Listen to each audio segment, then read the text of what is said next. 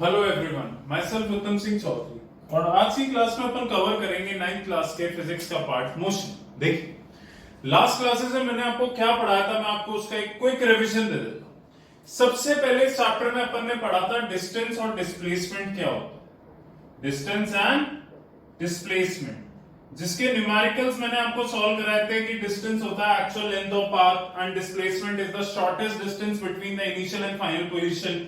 इसके न्यूमेरिकल्स मैंने आपको कराए थे, distance is a scalar quantity, displacement is a vector quantity. उसके बाद मैंने आपको अगला टॉपिक पढ़ाया था स्पीड एंड वेलोसिटी, जहां पे मैंने आपको स्पीड के फॉर्मूलेस पढ़ाए थे, यूनिफॉर्म स्पीड क्या होती है, नॉन यूनिफॉर्म स्पीड क्या होती है, और मैंने आपको पढ़ाया था एवरेज स्पीड। एवरेज स्पीड इसमें सबसे इंपॉर्टेंट था, उसके न्यूमेरिकल्स भी अपन ने करे थे कि average speed is equal to total distance upon total time. इसके न्यूमेरिकल्स मैंने आपको कराए थे और जो कि बहुत इंपॉर्टेंट थे, मैंने कहा था एग्जाम में आते हैं। वेलोसिटी अगेन क्या होता है, डिस्प्लेसमेंट अपॉन टाइम। इसका एक फॉर्मूला पढ़ा था, average distance is equal to average velocity into time, जो इक्वेशंस ऑफ मोशन के डेरिवेशन में काम में आया था। फिर मैंने आपको पढ़ाया था एक्सेलरेशन। एक्सेलरेशन का फॉर्मूला मैंने आपको पढ़ाया था, a is equal to v minus u upon t, कि it is the rate of change of velocity or the change in velocity per unit time। इसके SI यूनिट मीटर पर second square, वो भी मैंने आपको पढ़ाया था। तीन टाइप का होता है ये, एक होता है एक्सेलरेशन, पॉजिटिव एक्सेलरेशन, एक होता है रिटार्डेशन, नेगेटिव एक्सेलरेशन, और तीसरा होता है कांस्टेंट, यानी ये कांस्टेंट रहता है, जीरो एक्सेलरेशन, कांस्टेंट वेलोसिटी, जिसको जीरो एक्सेलरेशन भी कहा जाता है। ये तीनों चीजें मैंने आपको पढ़ाई थी। उसके बाद मैंने आपको इक्वेशंस ऑफ मोशन पढ़ाई थी, v is equal to u plus at, s is equal to ut plus half at square, और 2as is equal to v square minus u square। इनका डेरिवेशन मैंने आपको पढ़ाया था, थ्योरेटिकल डेरिवेशन, थ्योरी डेरिवेशन जो मैंने आपको पढ़ाया था, याद कर लीजिए। लास्ट क्लास में इसके न्यूमेरिकल्स मैंने आपको कराए थे और एक्सेलरेशन के। अब आगे पढ़ेंगे अपन लास्ट टॉपिक जो इसमें बचता है, ग्राफ्स। तो ये सब मैं आपको पढ़ा चुका हूं, अब अपन कवर करेंगे कि ग्राफ्स क्या होते हैं इसके अंदर। तो देखिए,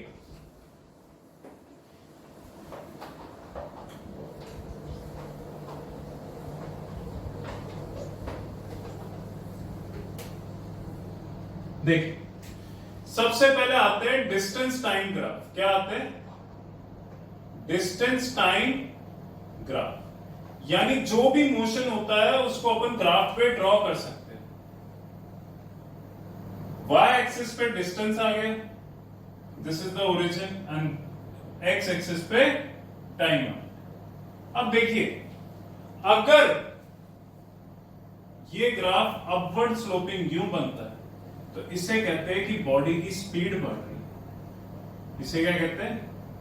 यूनिफॉर्म स्पीड। बॉडी की स्पीड बढ़ रही है प्लस यूनिफॉर्मली बढ़ रही है। यूनिफॉर्मली का मतलब समझते हो, हर इंटरवल में equal distance, her equal interval of time में इक्वल डिस्टेंस कवर हो रहा है, यानी हर सेकंड में सेम डिस्टेंस, यानी पहले सेकंड में भी 5 मीटर, दूसरे सेकंड में 5 मीटर, तीसरे सेकंड में 5 मीटर। इसे कहते हैं यूनिफॉर्म स्पीड।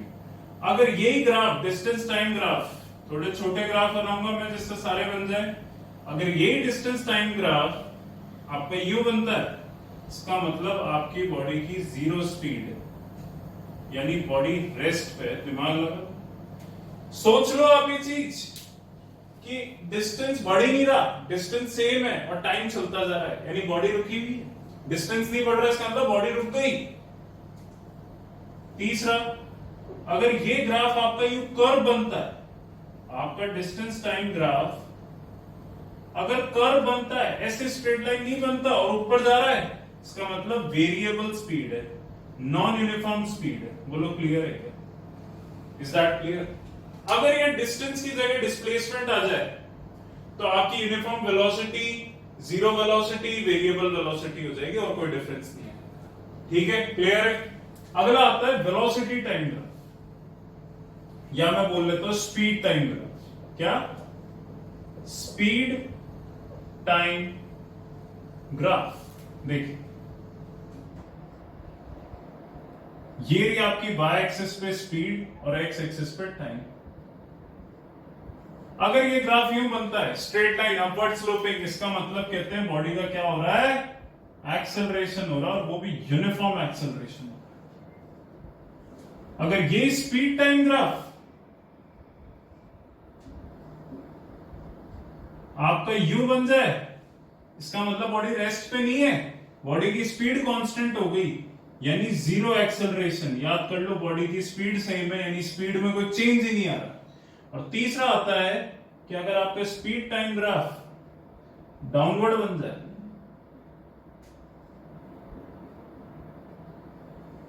तो इसको कहेंगे रिटार्डेशन, नेगेटिव एक्सेलरेशन। याद करिए, तो ये 3 टाइप के ग्राफ बनते हैं, या वेलोसिटी आ जाएगा तो भी एक्सेलरेशन ही रहेगा, उसमें कोई चेंज नहीं।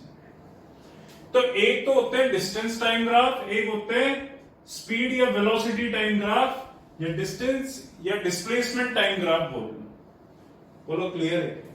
सो ये ग्राफ अगर आप मोशन के ग्राफिकल मेथड से ड्रॉ करेंगे तो ऐसे ग्राफ्स बन जाएंगे। अब डिस्टेंस टाइम ग्राफ से सिर्फ एक चीज निकल सकती है, और वो है स्पीड या वेलोसिटी। और स्पीड टाइम ग्राफ से 2 चीजें निकाल सकते हो, एक तो डिस्टेंस ट्रेवल्ड और एक एक्सेलरेशन। बोलो ये चीज समझ में आ गई क्या? अब कैसे निकालोगे वो मैं तुम्हें समझाऊंगा। देखो, डिस्टेंस टाइम ग्राफ से स्पीड कैसे निकाली जाती है, तो जो ग्राफ में स्पीड होती है वो होती है स्लोप ऑफ, ये लाइन बन रही है, इसको नाम दे दो OA, इस OA का स्लोप ऑफ OA। किसी भी लाइन का अगर स्लोप निकालना है तो वो होता है परपेंडिकुलर अपॉन बेस। इस OA को कंप्लीट कर दो एक्स एक्सिस से ज्वाइन करके, वाई एक्सिस पे ज्वाइन मत करना, एक्स एक्सिस पे, इसको नाम दे दो AB। अब परपेंडिकुलर यहां पे हो गई AB, और बेस कितना हो गया OB, तो ये आपकी स्पीड हो जाएगी। और अगर यहां पे ये डिस्प्लेसमेंट होता तो ये वेलोसिटी हो जाती। यानी डिस्टेंस टाइम ग्राफ से एक ही चीज निकल सकती है, स्पीड, और वो होगा स्लोप ऑफ दैट लाइन। इसका नहीं निकाल सकते, इसका मेथड अभी तुम्हें नहीं आता, तो इसको छोड़ दो, ये जो कर्व वाला है इसको भूल जाओ।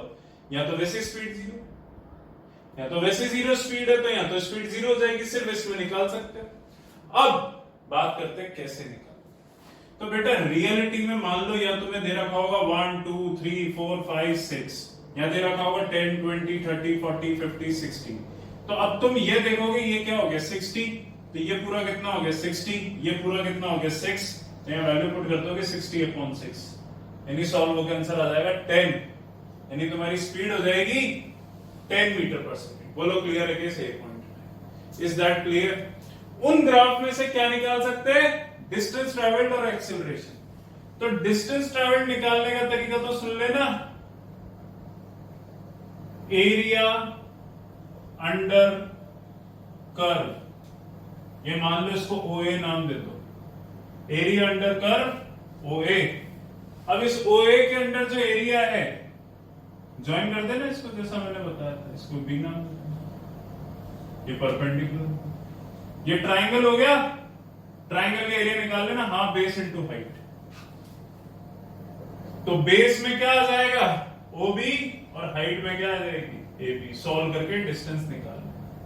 अगर तुम्हें एक्सेलरेशन निकालना है तो एक्सेलरेशन दिमाग लगा लो, यहां भी मैं क्या लिखूंगा, स्लोप ऑफ OA। स्लोप क्या होता है अभी सिखाया है, परपेंडिकुलर अपॉन बेस, यानी AB अपॉन OB। ये आपका एक्सेलरेशन। अब बेटा पहले वाले ग्राफ में निकाल लोगे डिस्टेंस और एक्सेलरेशन, दूसरे वाले में इसको O मान लो, इसको AB मान लो।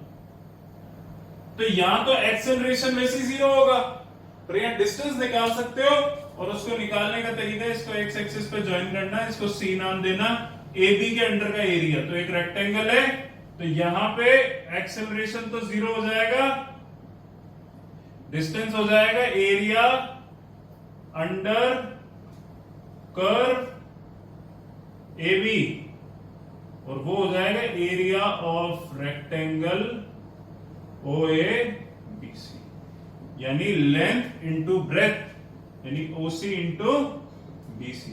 ग्राफ में देख लेना कितने कितने आंसर आ जाएगा मीटर। और कर्व रिटार्डेशन में भी वही करना है, बस यहाँ पे एक्सेलरेशन होगा परपेंडिकुलर अपॉन बेस, और जो तुम्हारा एक्सेलरेशन है उसके आगे नेगेटिव साइन खुद ही लगा देना क्योंकि रिटार्डेशन। डिस्टेंस निकालना है तो वो area under this curve, curve के नीचे का एरिया तो ट्रायंगल का एरिया। बोलो समझ गए क्या? क्लियर है क्या? ये ग्राफ होते हैं, डिस्टेंस टाइम ग्राफ 3 टाइप के होते हैं, स्पीड टाइम ग्राफ 3 टाइप के होते हैं। बस इस वेरिएबल का नहीं निकाल सकते, बड़ी क्लासेस में सीखते हो 11 12 में कि कैसे निकालते हैं। स्पीड टाइम ग्राफ से एक ही चीज निकल सकती है, डिस्टेंस टाइम ग्राफ से एक ही चीज निकल सकती है, स्पीड, और वो होता है स्लोप ऑफ दैट लाइन, यानी perpendicular upon base. Is that clear? Speed time graph से दो चीजें निकल सकती है, डिस्टेंस एंड एक्सेलरेशन। तो डिस्टेंस तो होता है एरिया अंडर द कर्व, और एक्सेलरेशन होता है स्लोप, वही perpendicular upon base. Is that clear? समझ में आ गया? इसका स्क्रीनशॉट ले लो, इनको ड्रॉ करना है। इसके एक दो क्वेश्चन मैं आपको कराता हूं जिससे टॉपिक क्लियर हो। पहले इसका स्क्रीनशॉट लेके कॉपी कर लो।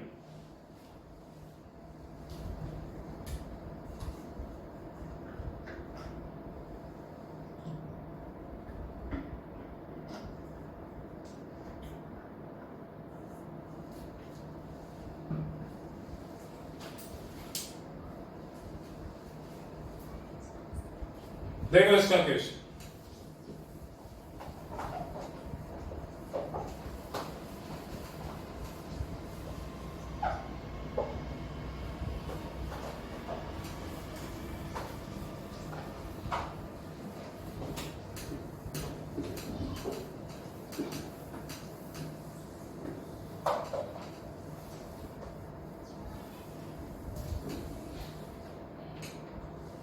देखो क्वेश्चन क्या आएगा तुम्हें? पोजीशन टाइम ग्राफ हो गया, ये क्वेश्चन दे रखा है, interpret the following graph. Example 20 दे रखा है, जो पीडीएफ मैंने आपको भेजी है उसके अंदर पेज नंबर 23 पे देख लेना क्वेश्चन को। Interpret the following graph and answer the following. Find the acceleration a to b, b to c, c to d और average speed of complete journey. देखो क्या है, आपको ग्राफ ये दे रखा है,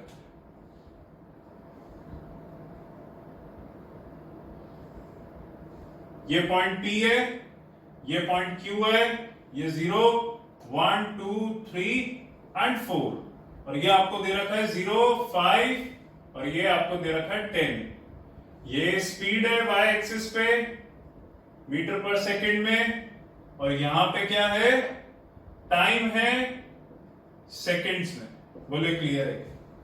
अब आपको निकालना है, देखिए एक्सेलरेशन a to b 1 से।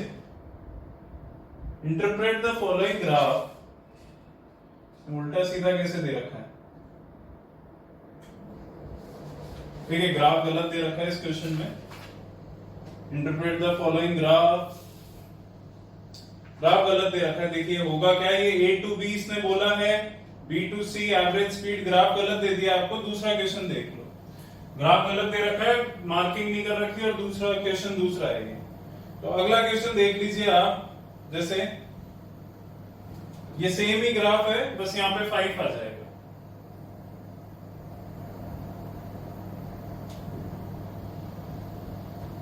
क्वेश्चन क्या है आपका, देख लेना। देखो इधर, find the acceleration and the distance covered, यानी आपसे पूछ रहा find the distance and the acceleration covered. इस ग्राफ से आपको एक्सेलरेशन निकालना है और डिस्टेंस निकालना है।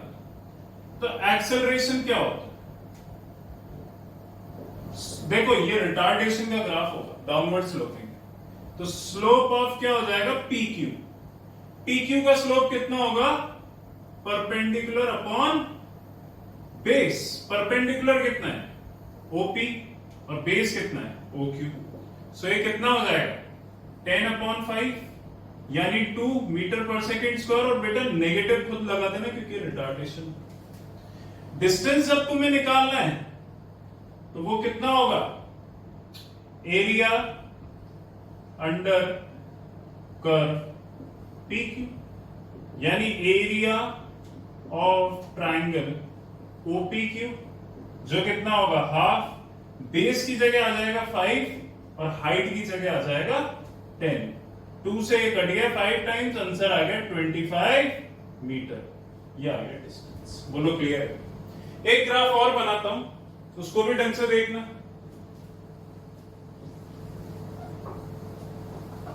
उससे आपको हर टाइप का क्वेश्चन क्लियर हो जाएगा उस ग्राफ से। उस ग्राफ को देखिएगा एक बार ढंग से।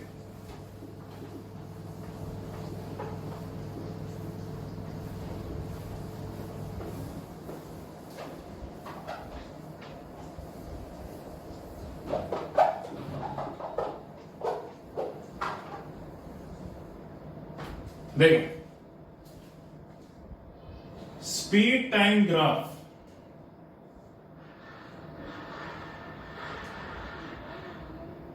ओ ए बी सी, यहां आ गया स्पीड यानी वेलोसिटी बोल लो,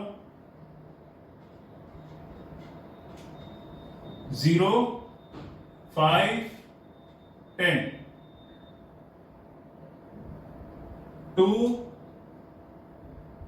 4 और 6। यहां टाइम है सेकंड्स में, यहां वेलोसिटी है मीटर पर सेकंड में। देखो, ये वेलोसिटी टाइम ग्राफ ये शो करता है कि पहले तो बॉडी की वेलोसिटी बढ़ी, फिर कांस्टेंट वेलोसिटी रही, फिर वेलोसिटी कम होके 0 हो गई वापस। यानी यहां हुआ एक्सेलरेशन, यहां हुआ 0 एक्सेलरेशन और यहां हुआ रिटार्डेशन। 3 टाइप हो गई। अब मैंने तुमसे बोला फाइंड